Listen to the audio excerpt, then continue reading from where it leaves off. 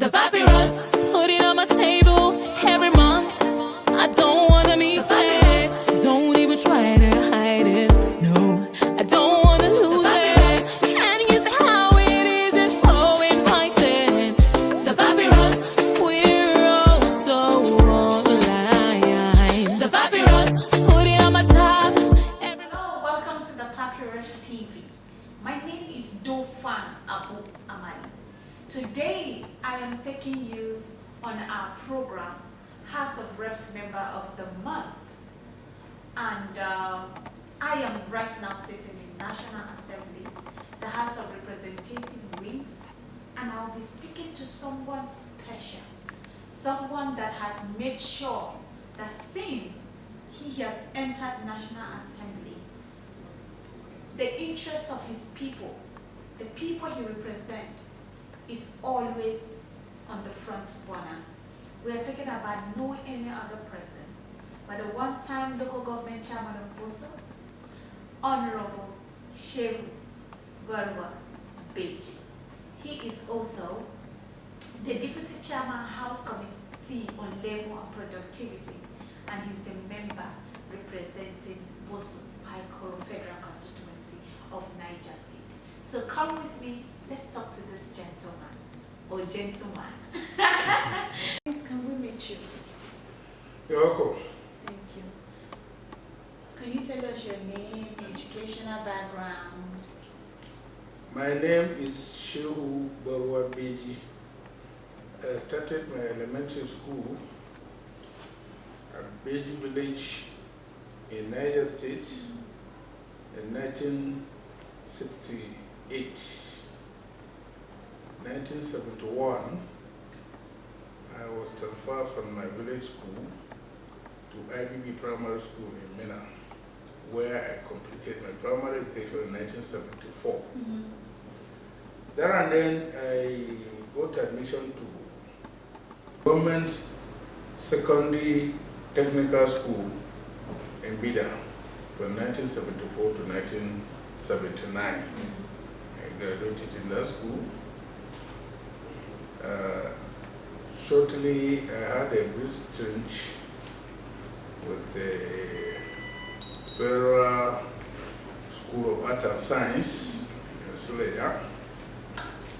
But that school now is the Suleja Academy now, which is there. The program they used to do is remedial courses and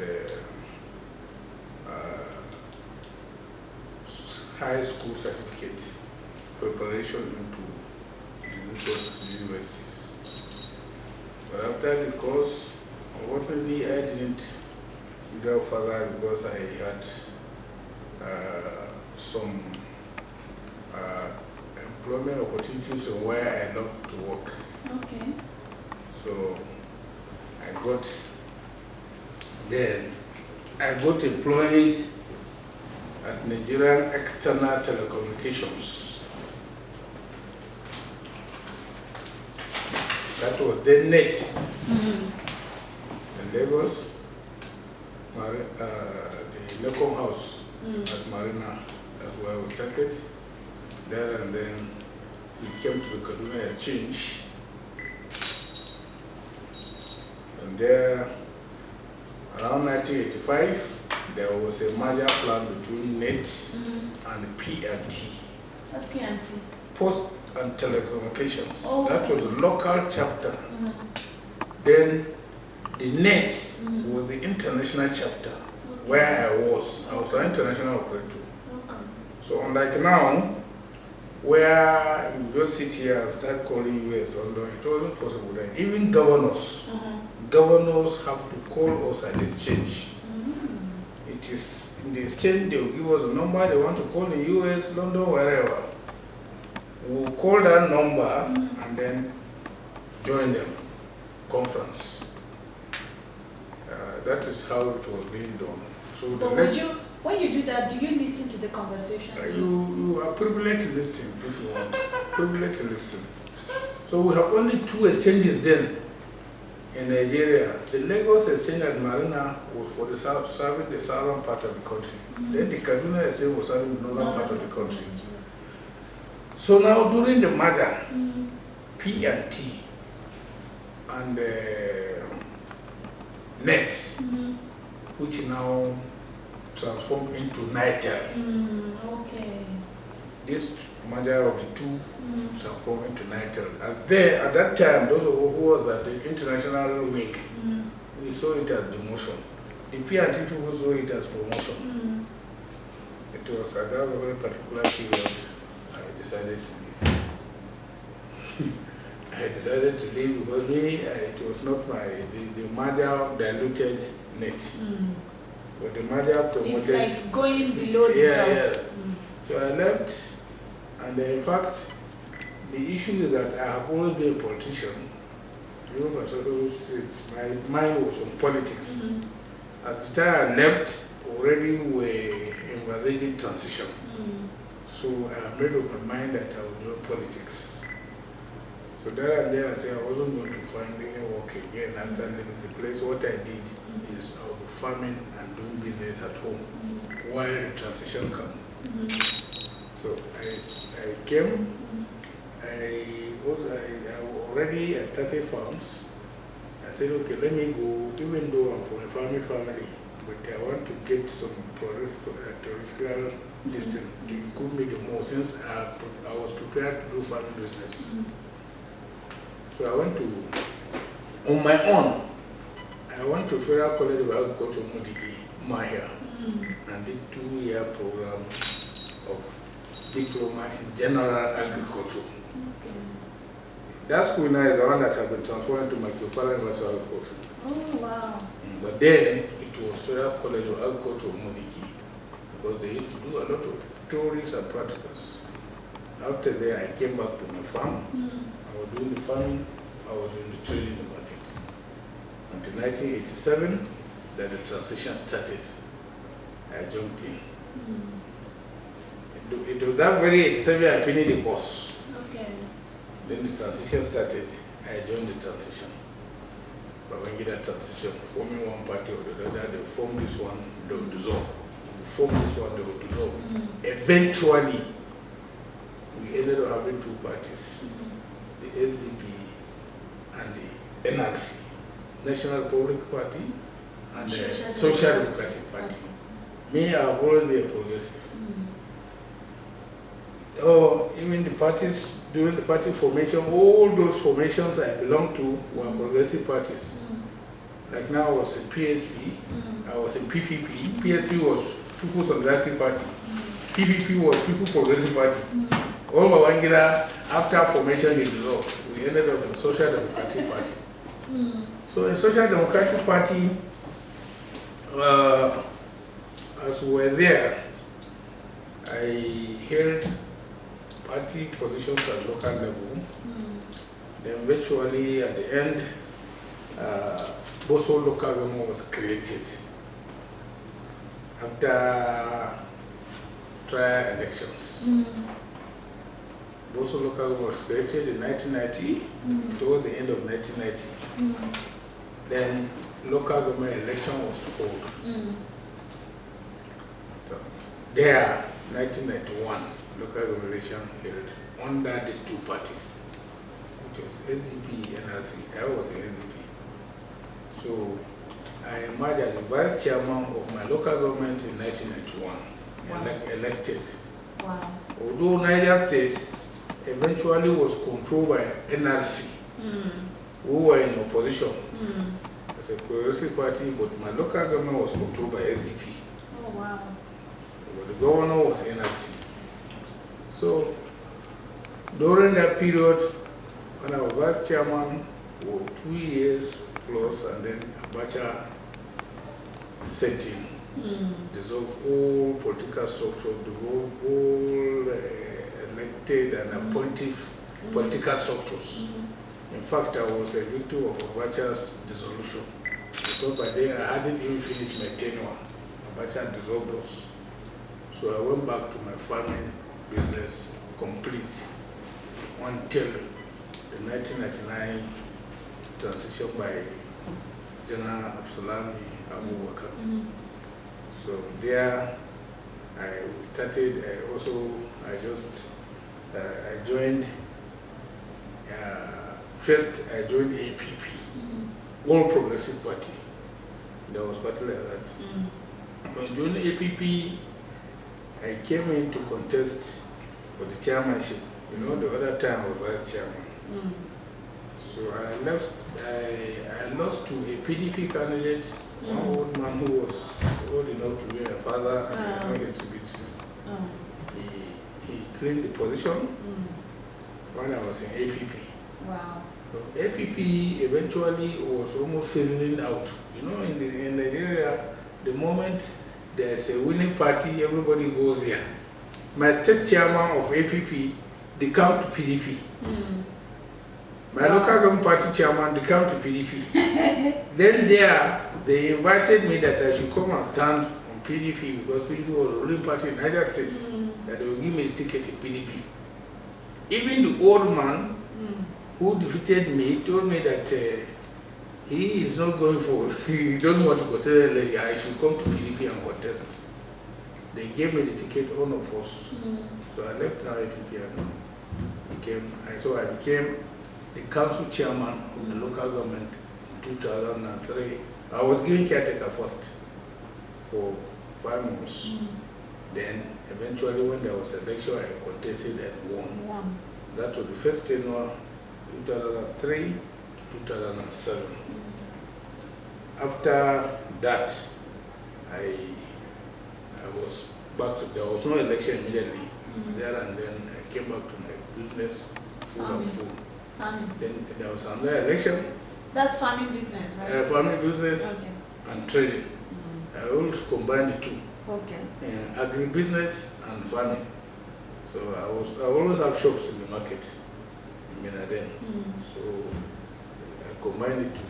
So after that, I was back to my full-time business until there was, I eventually got an appointment with the state governor then, Governor Kuye, as a senior special assistant on political matters. Then eventually I came into, when there was local government election, I came into contest the election. Again. In 2011, I became chairman of my local government for second term. So, 2011. 2011 was when we finished second term. So by 2011, the second term was ended. I was about leaving. Then it was under Governor Babangida leaving.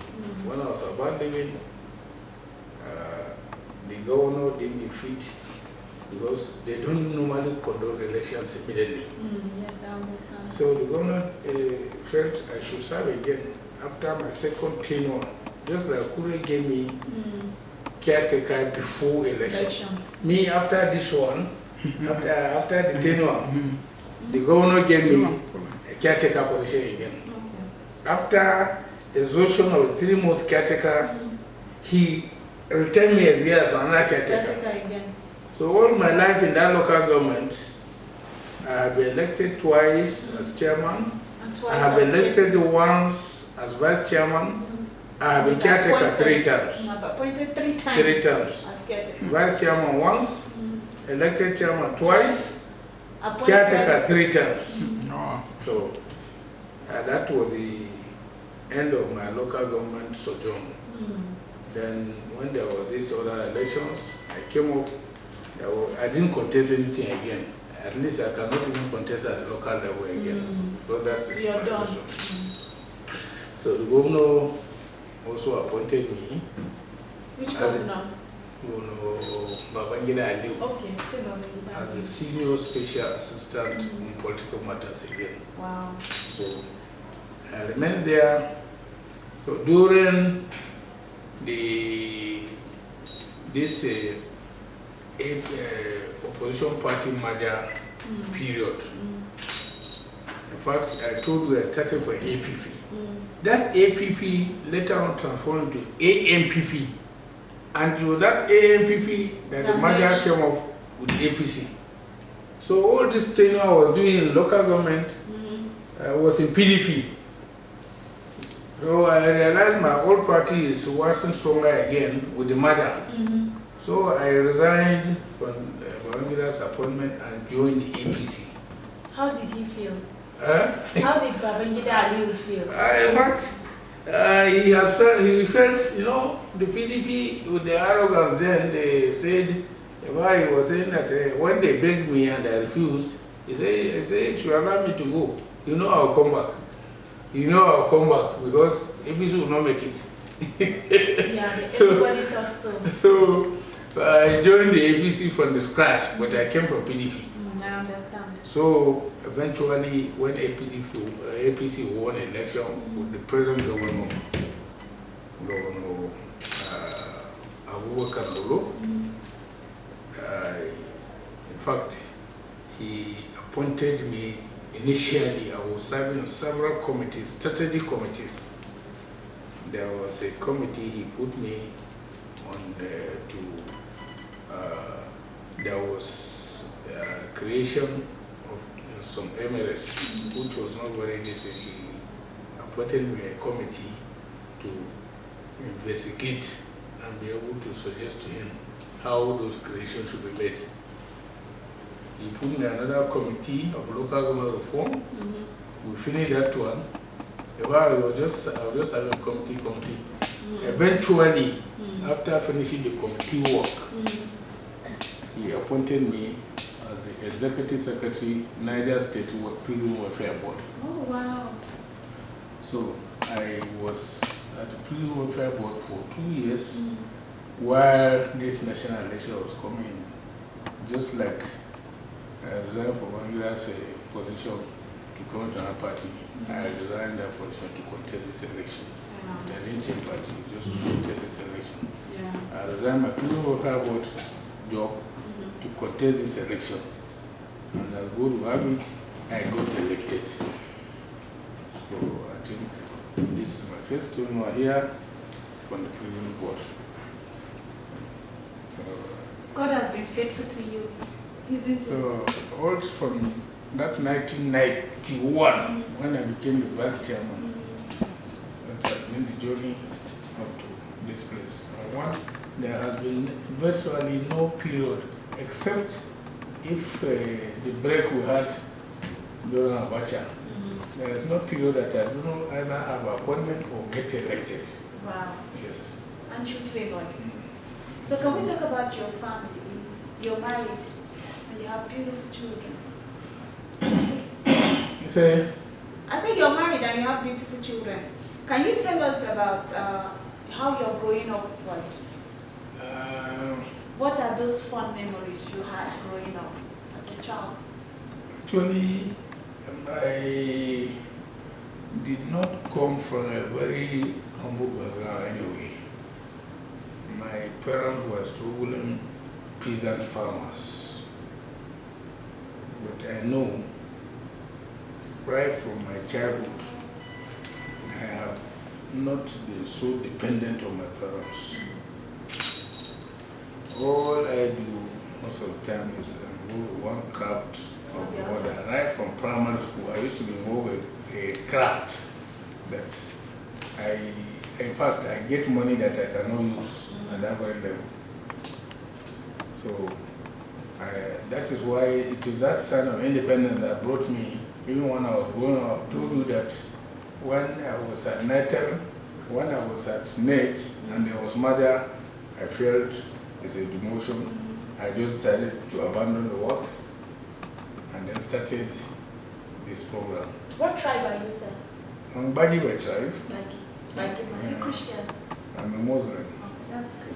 But the education I also truncated that time after this school attendance. You know, say I went and did agree.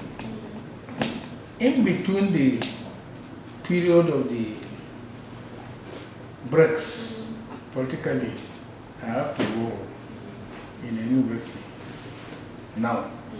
Because I was so involved in politics, I told you right from the beginning, all my life I've been politics. Politics. So I have to enroll with the University of Abuja and did my BSc in political science. Wow, that's good. So for now, that is my discipline and that is my practice. So I BSc in political science from the University of Abuja here, and then I am also practicing. And I told you say my growing up, right? I've told you from childhood I've never been dependent. And that's why I even came up with the idea of being a farmer, doing business. Then I came up,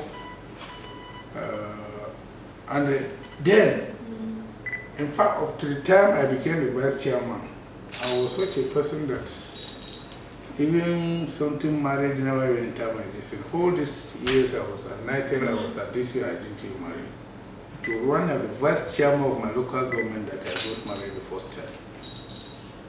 I became the vice chairman in 1991, I got married in 1993. Wow. So, and that's the wife, we've been living together up to now with our one son, one daughter. That's a very good life you have there. So what would you say are the challenges of this particular office that you're sitting in now?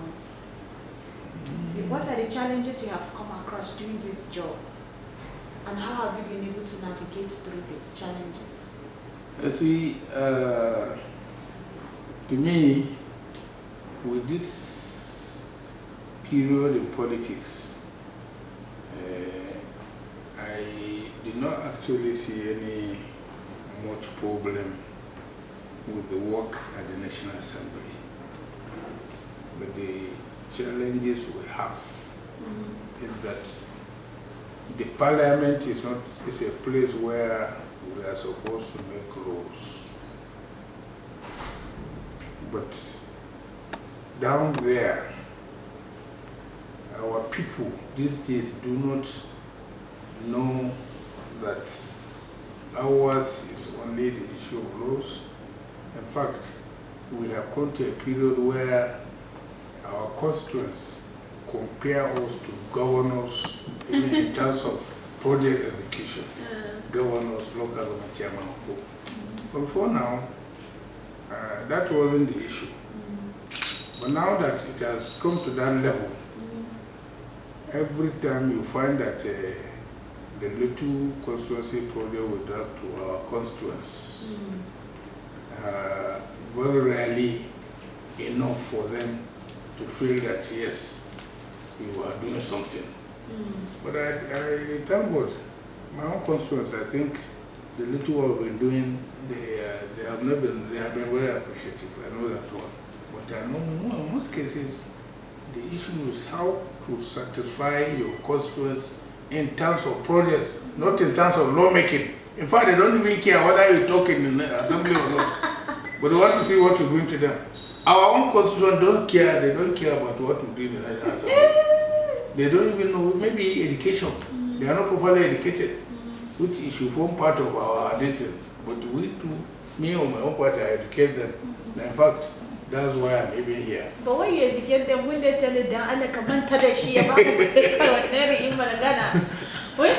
say something like that, so, because they've gotten to a place that Nigerians don't care anymore. And it's even getting to a point where even the projects we are doing, they know some do not value it as a personal request they come to do.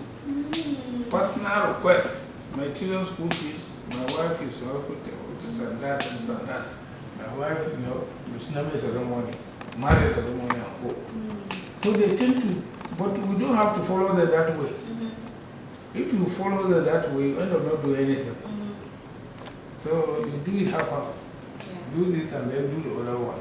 So in fact, a lot of the challenges I would say is lack of understanding of constituents or why we are here. Your responsibility. Yes, our responsibility. So, but how do we make them understand? How do you think we can make them understand? Sensitization? I normally have not done a elaborate sensitization program, but me, even during the campaign, I take time to explain to them. And in fact, at the campaign now, whenever I'm commissioning any project of mine, I take time to explain to them that this is why look, you have to reduce even the youth, this youth restlessness. You see, our youth today,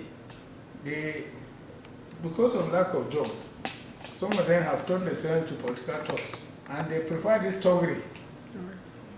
I have always explained to our youth that I don't need talks in my campaigns. That I want you to have useful things doing, rather than becoming. But you say some politicians even like to have them around. But I used to tell them that this talkery is not for you. We can help you to find something doing, rather than carrying gyro here and there during elections. After the election, they forget you. And I used to tell them, if you go to my constituency, the youth are so used to my statement to them that any day you see me or I come calling that I give you weapons, enter this vehicle, let's go and do havoc somewhere. The day I come with that, I used to tell them, and they know my son, my only son, he's now the best university here. I used to tell them that, make sure that I bring my son to lead that very fight. The moment, if I do not bring my son, you have no reason to follow me. Because that's the only way we can discourage people, political leaders, from carrying talks. And they should also tell some political leaders, if they come calling, that they should go and do a politician, his son should that's right. The son should come and lead. I've told them my own son should lead if I come calling. And most of them know that my son. And they know it's the only son I have. I used to tell them that whenever I come calling, come and do this. Let me bring my own son and lead. If I don't know my son, don't listen to me. And some other politicians who use it that way, tell them to bring their sons. But do you know that quite a good number, some of them will just go by the side and say, I want to see how if I'm a bending a come with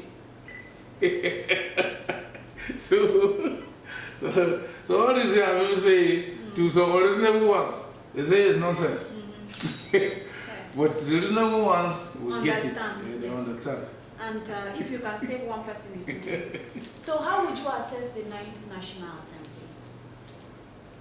You see, the 9th National Assembly came at a very challenging period. Why I say challenging? Not that it came, maybe the challenges came along the way. The COVID. You see, we were here barely a year, then the COVID set in, COVID-19 set in, and they disrupted some of our activities.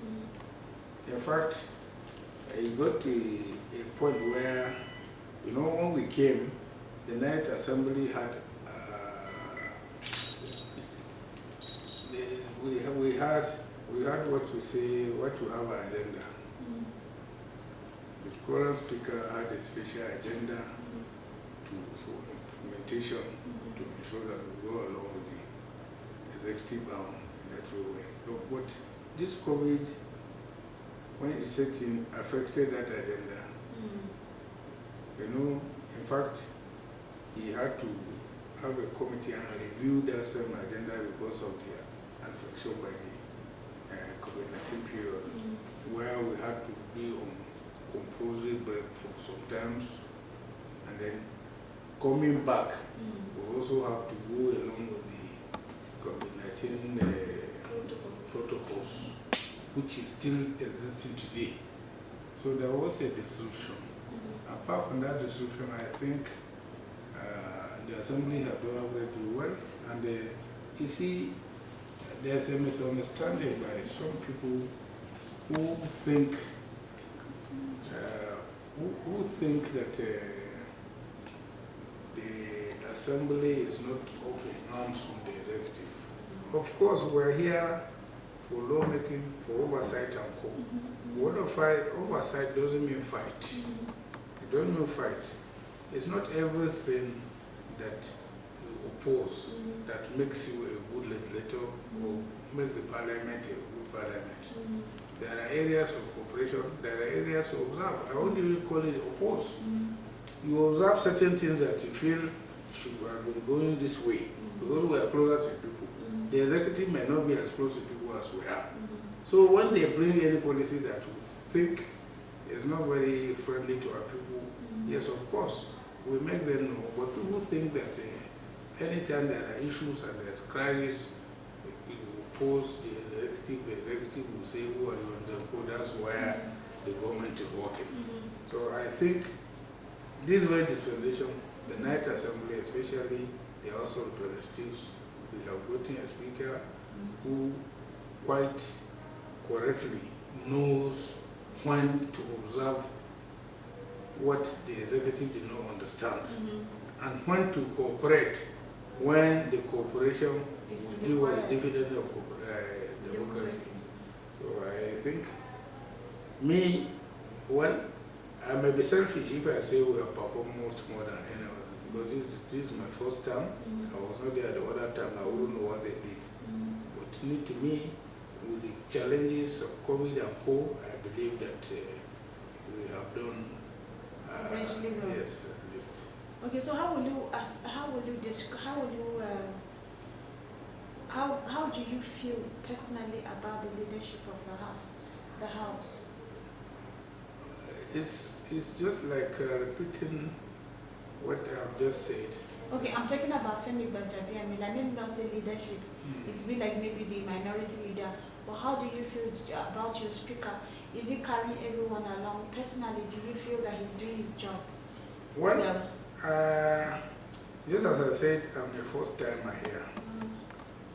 And I've not been there where other speakers were there.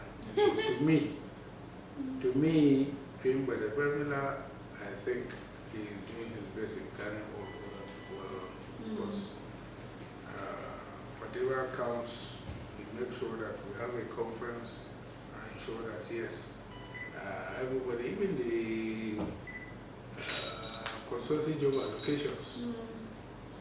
I used to hear that there used to be a lot of imbalance in job allocation, and that is where before now you had something like padding in the National Assembly. That padding, I think in the 8th Assembly, it became so that padding word became so pronounced, and that padding was just a way of saying that the leadership was not being fair to all. That the leadership were allocating things to themselves that are not being allocated to the ordinary members. But since the inception of this assembly, Night Assembly, I'm not sure you are a pressman, the word padding has never crossed our minds. Nobody has said somebody padded a budget or somebody did not pad. So it means that the speaker has been fair enough, and that's why the noise is reduced or the noise has fizzled out. Okay, that's fine. So what would you say is the basic experience you have gotten from being in National Assembly and how it has impacted your life?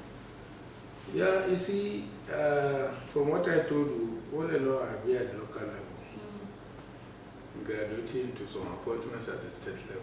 Yeah. Now I'm the national balance. I know there's a difference here, and the differential is that here we have representatives from across the country, and here we are supposed to be talking with one voice. So it is here. In fact, this National Assembly is mini Nigeria.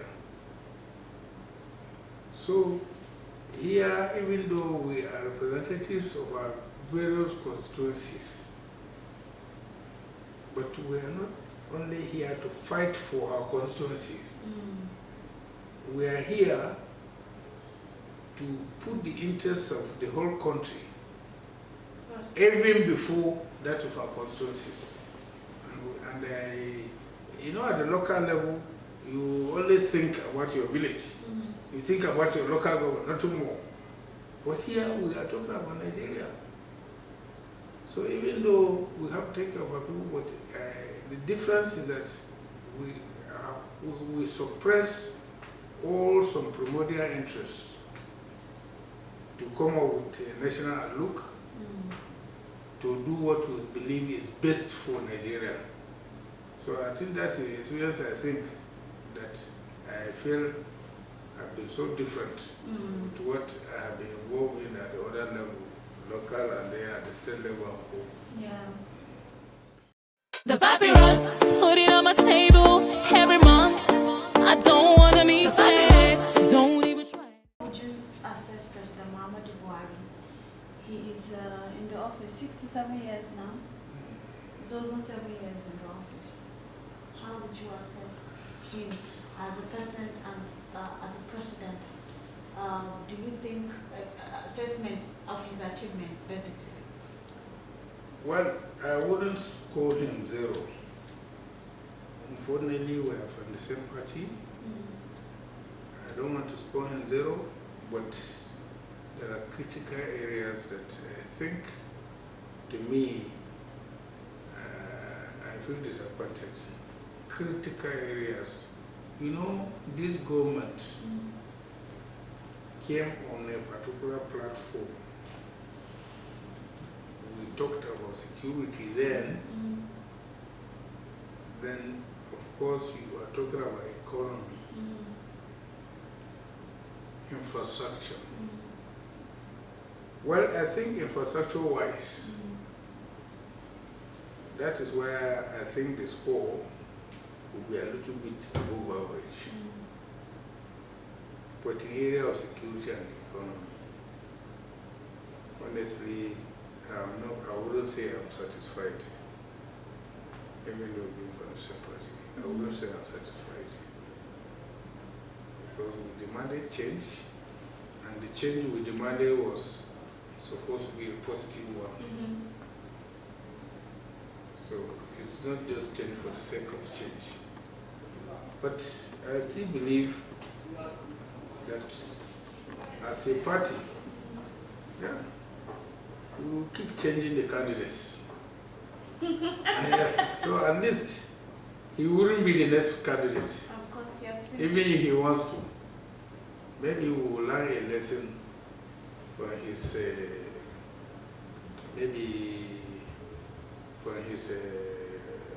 potholes, the mistakes. Yeah, of course. The mistakes. I'm bringing somebody who we think will learn from the mistakes of Buhari, but definitely, honestly, the kind of expectation that Buhari came has fizzled out. People expected him to do much more than what is happening now.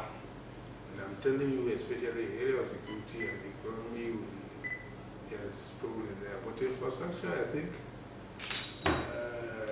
work has been going on. Work has been going on. That's true. Okay, so do you think that APC stand a chance to win in 2023? Most Nigerians feel that they don't. They feel that Buhari has destroyed the party. He made the party strong, but he couldn't sustain the party to be able to hand over to somebody else. What is your view about 2023 and APC chance? The problem is that if you say APC, even the opposition is weak. And I do not think the APC as a party, it's a progressive party.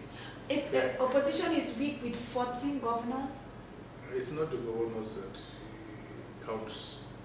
When the time comes, it's not the number of governors that counts. You should check the National Assembly. How many reps do they have? How many senators do they have? How many members do they have? Because this is where you do the representation country-wise, not the governors. You see, if you look at the gubernatorial aspect, you find that most of the governors are talking about, even the number, some of them won on technicalities, not on popular votes. They got their result on court. Somebody who didn't even campaign, maybe because of one mistake, because of the interest in APC, we let us and governors to them. So I believe that in the present reformation of the APC, definitely by 2003, you see APC will be stronger than what it used to be. And of course, Buhari might not be the candidate. No, might he won't be the candidate. He won't even be the candidate. So we'll be able to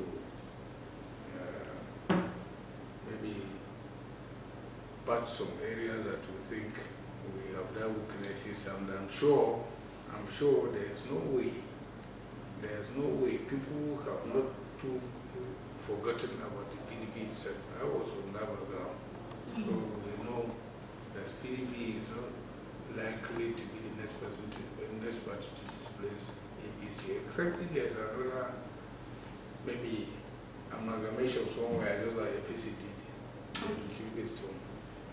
Okay, so but Buhari might likely, I say might because he's old, he's frail. For me, I think that now he's even too weak. Do you understand? He's just almost trying to see how he can finish his remaining 2 years and go and rest. I am not seeing him leading the 2023 campaign, but peradventure, if he will lead the 2023 campaign to bring in another president for the party, do you see the APC accepting her faults, her mistakes to Nigeria before presenting another candidate? Why not? That is why when we say change, it's not just changing party, changing this thing. You be changing candidate something. If you have somebody who you believe have not performed below expectation, and now say, well, now we have a new person, assess this person through his background. I think we are making an internal change. But you need to apologize to Nigeria for bringing Buhari and he landing us where we are right now with so much expectation. And I'm saying that would Buhari be able to lead that kind of campaign, or that will not be a strategy that APC will want to use? No, I think at some level, when you have a candidate, even for you accepting that your candidate had failed, or your candidate would have done better, I think for anybody down there, should be able to understand you. It does not really matter whether you have a whole apology or not, but then make sure that yes, you are bringing something that you know that yes, the other one would have been better. But since you have not been that better, let us do the better one. The better one will be an attraction. Okay, that's fine. Otherwise, if you say so, the main opposition feel if you, even they should apologize before, because they knew what they. PDP, I was part of PDP. I was part of PDP, and I know what happened. It's still not better than APC as I talked to you. Okay, that's fine. Now, the service chief has just been replaced, and they have been made ambassadors. That is to say, well done. Because if someone has not been able to pass class 1, and you give the person class 2, that means that you're saying well done. Do you see that as a good thing? That the service chief... that is where I will come out to tell you, I always say in my mind, I'm APC, when APC government, but I'm in disagreement with making the ambassadors. I'm in a disagreement, because to me, they have failed and they have no reason to promote it. That's my humble opinion. But I do not have the power to stop them from being, because in fact, even their list didn't come to reps, at the senatorial level. But if it were here, even if I can't stop it, I would have spoken my voice against it. You have opportunity now to speak your voice. Yes. I'm not, in fact, I'm not comfortable with their appointment. That was clear. I'm not afraid of telling the world that I'm not comfortable with the appointment. And up till now, I have no reason, I have not been given any pressing reason why they should be ambassadors.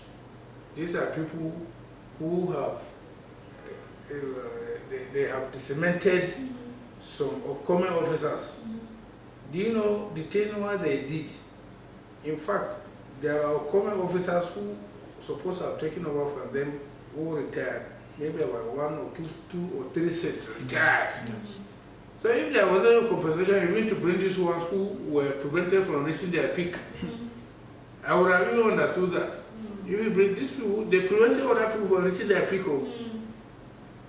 So if you need military ambassadors, bring those ones that, so to compensate them. But not these same people who have failed. I was promote them. I'm in total disagreement with the president of the very one.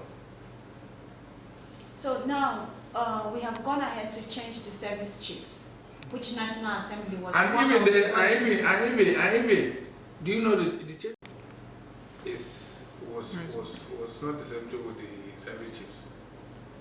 You would have pulled out the whole set, even with the advisor, allow somebody else to come and see whether they will get a difference. But it is what it is. Do you believe that with the new service chief there will be an improvement in the security situation Nigeria is facing now? When President Muhammadu Buhari took over, it was just Boko Haram, but they were tough. Let's give it to him. They were even up to Abuja, and they were gunning for the other part of Nigeria, which is the south as well. But now we have banditry, we have Fulani henchmen. I forgot to say that Fulani henchmen was there during the Boko Haram, but it was not at this level. Now we have seriously kidnapping by some sects of the Fulani. We have Fulani henchmen attack, we have Boko Haram, we have all of this. Do you think that the new service chiefs will be able to tackle it? you see, during the period of old wars, I was one of those few members who was able to raise a very strong motion for their sack. And my motion was adopted unanimously. And what I did say is that the former service chiefs have gone no learning. So all their taxes are obsolete. Let them bring people who will come with new taxes. Then eventually at later hour, I say later never, these people came in. I think it will be too early for me to condemn them, but for the very period of which they came in, I have not really seen any more change. But I don't know whether they are still developing their tactics, the new tactics that they use to handle the insecurity. But for now, I have not seen much change. But I don't want to lose hope. Since they have come, let us give them time and see. Because all this bit of school children kidnappings, I think that we thought the moment there are changes like that, we should be able to see a difference. But it appears that it's even becoming the order of the day. But not too much have changed. Okay, so you're not losing hope yet, but you're talking about the spread of kidnapping of school children. I'm saying that these bandits and co have been changing tactics. From Boko Haram bombings and co, for kidnappings and co, now it is school children, which is the worst.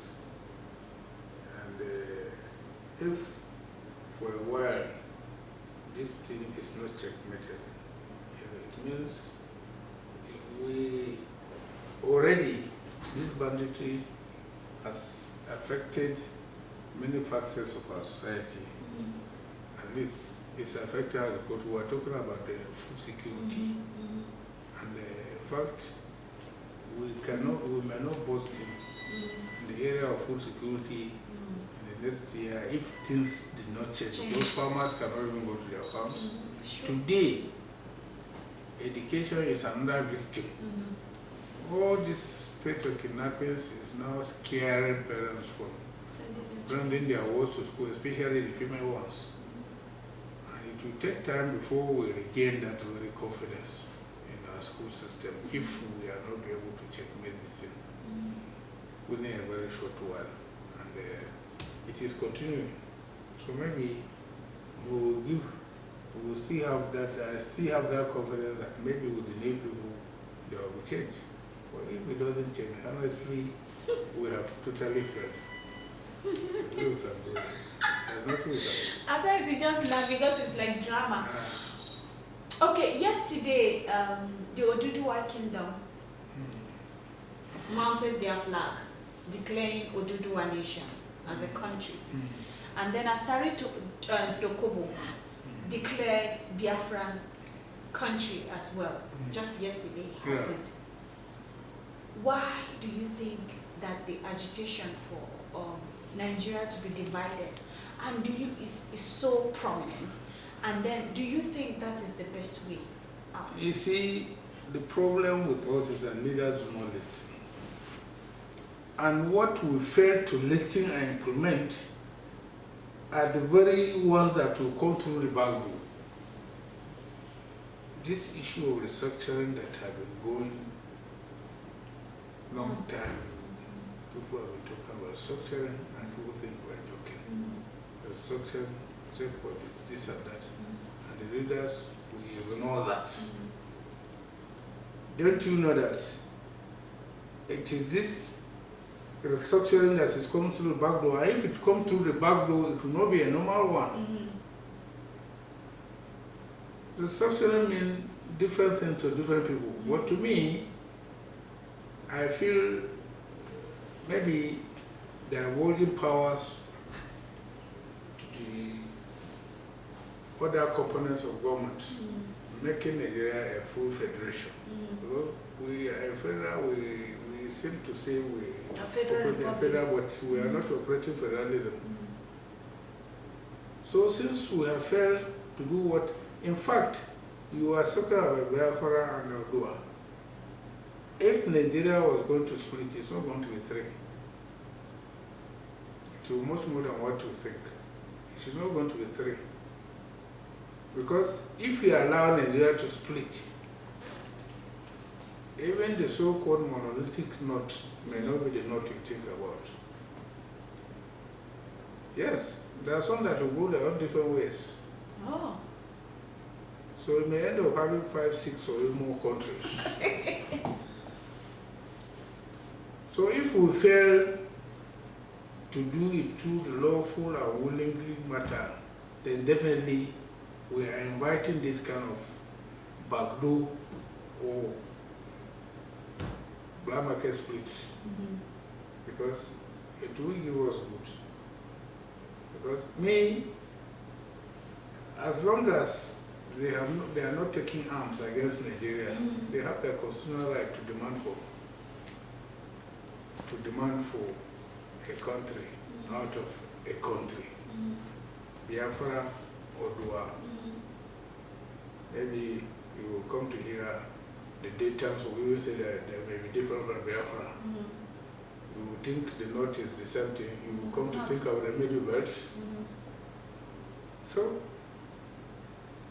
I think the government should listen, and hasten to restructure this country in such a way that everybody will have a sense of belonging.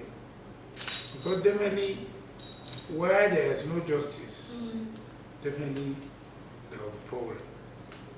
And to me, I believe that restructuring will justify our existence. Because definitely the cries of modernization, I know it will never end. But at least, when we structure properly, it will reduce the cries. And of course, it will satisfy more of those who are agitating for one thing or the other. But when we talk, the leaders will say Nigeria is to remain an indivisible entity. You can't say something is indivisible. Or they'll say that the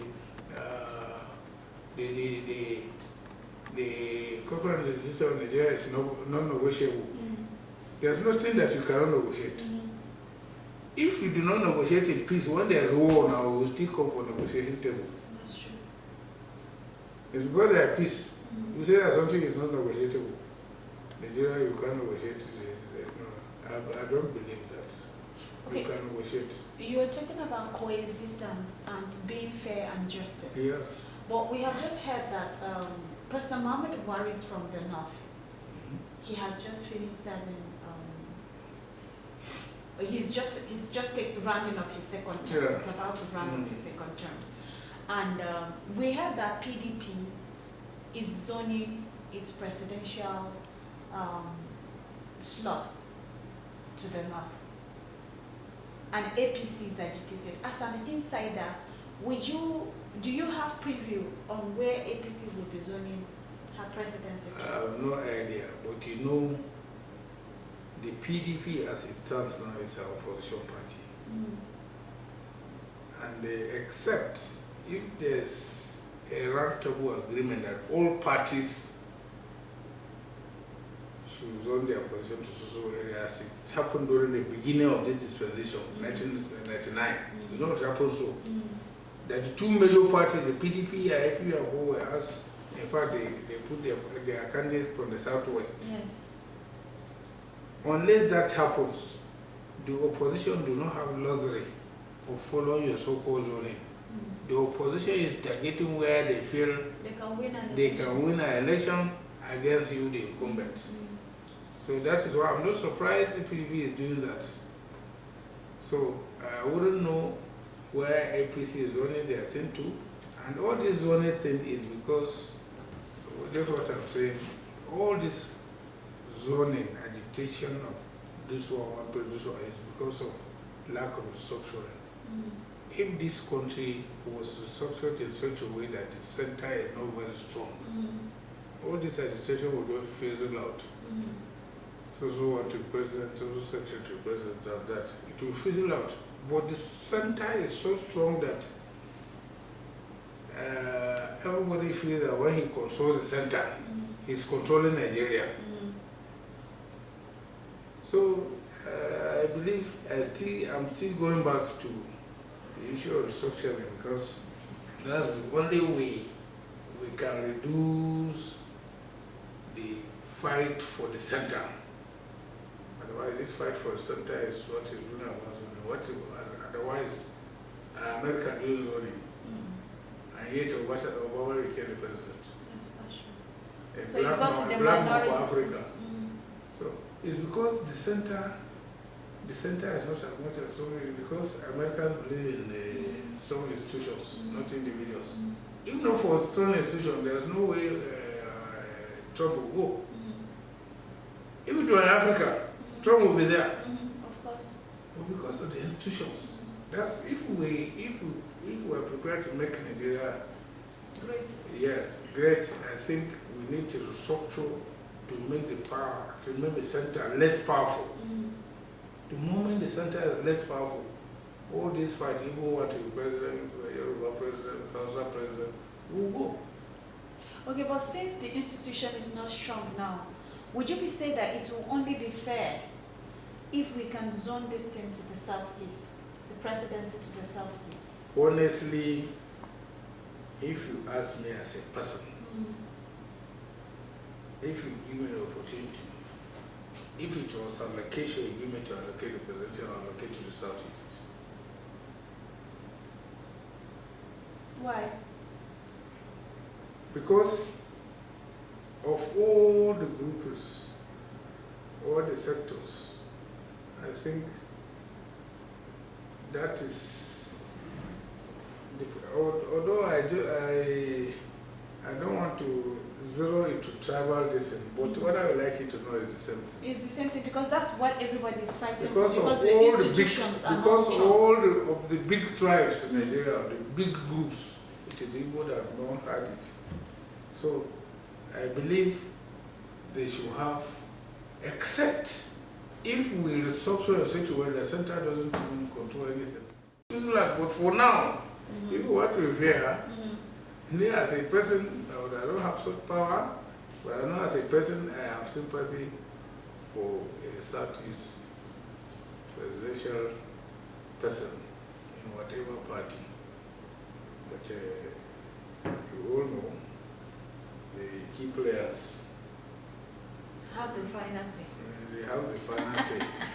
So.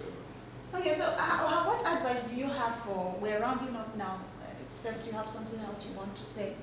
What advice do you have for the Nigerians generally, and Nigerians are going through so much. We have hunger that is killing a lot of people. If people at your level are crying that they don't have money in their pockets, then imagine people at my level and the people below my level and the people below that level. Nigerians are going through a lot. Okay. People are contemplating suicide and some other things. What advice do you have? We are in democracy. If the leaders have fought, the followers should also have fought. Okay. We are in democracy, there are the elections, after elections. I advise Nigerians to be able to at least maybe put themselves of tribal and the primordial sentiment, tribal, religious, primordial sentiment when it comes to election. But as long as when the election comes, you say you are voting against man, not minding whatever this is. Then it will continue like this. If the followership, one, should avoid their minds from this. Two, should also refuse to vote because of money. If they can make up their mind to do this, if the followership can do this, definitely there will be a time that you have somebody who will emerge and who can take. There are people I count on politicians, past politicians, who I have known them, I have trusted them, I have respected them, but if you had them to go for councillorship because of lack of money, they will not be worth it. I'll just do one particular name now. For instance, we had the late Buhari Musa of Kaduna, who was former Kaduna State Governor. When Buhari Musa was alive, this was somebody who, straightforward, transparent, this and that, because he had no money. If he contest for councillorship, they will floor him. Because he will not bring money. But the Nigeria, the followership today, in fact, they just want to collect money. It's all about money, it's all about sentiment. I travel much better than that. Otherwise, all this Igbo, Hausa, Yoruba president will even fizzle out. If we decide to vote on merit. On merit. But since the followership was also thinking about money, thinking about the tribesman, or thinking about their religion or core, then there will not be a problem. So I think if I have a war of some people, these are the only areas I feel people should waste of time. But all these things we'll talk about youth, even to youth today, it's all the same thing. The use of today is not the use of my days where I do. They still need to have that fault lines, money and hope. That is why, and the money people are turned into dogs. Rather than to think, sit back, to hell with your money. They will not. So if you can be able to checkmate that sentiment for money, sentiment for time, sentiment for this religion of hope, I think we will have with that is on the part of the followership. Because the leadership already have enjoyed that division, divide and rule. It is what we will continue to use. It will not be easy to defeat a leadership who know your weakness until you are able to checkmate yourselves and ensure that the weaknesses that the leadership is banking up is no longer there. Then things will change. Thank you so much for giving us your time. Thank you. Okay, let me take closing remark. So we have come to the end of our interview with Honorable Shehu Barwa Beji. And you will agree with me if you have watched and listened to every word that it has been a very insightful interview. We have picked on everything, almost everything that is happening in Nigeria now. Do let me know what you think in the comment section of the Honorable's answer, and the section that maybe has direct impact on you, you want to speak about it. or you have information you want to add. Let's just discuss Nigeria in the comment section. I love you all. I'll see you again when I see you. Bye bye. The papyrus, put it on my table.